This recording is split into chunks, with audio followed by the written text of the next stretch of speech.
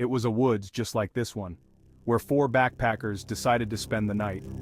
They'd been hiking for days, tired but in good spirits as they set up camp and built a small fire. The night was still, no wind, no rustling leaves, just the crackle of flames and their quiet conversation. As they sat around the fire, Dave, the jokester of the group, leaned forward. "You guys ever hear the story of the hook-handed man?" he asked, smirking. The others rolled their eyes, but he continued. "They say he was a park ranger who lost his hand in a freak accident out here. The forest took something from him and he went mad. Now, he hunts anyone who stays in his woods after dark, stalking them with that hook scraping against the trees."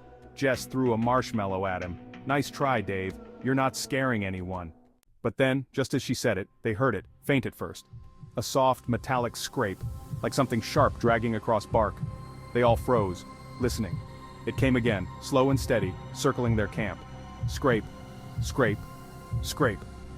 "Probably just an animal," Nick muttered, though his voice wavered, but the sound was too deliberate, too rhythmic. Nick grabbed a flashlight and swept it through the trees. Nothing but shadows, until the beam caught something glinting in the darkness. There, just beyond the fire's edge, stood a tall figure. His face was obscured by a dark hood, but his right arm, it ended in a jagged, rusted hook. Before any of them could react, he took a step forward, and the hook rose slowly, then dragged it down the trunk of a nearby tree. The sound echoed through the woods, sharp and grating. "Run!" Jess screamed, and they scattered in different directions, crashing through the underbrush. But no matter how far or fast they ran, the scraping sound followed, always just behind them. They ran until dawn, when they finally found each other near the trailhead, breathless and shaken. But one of them was missing. Dave hadn't made it out.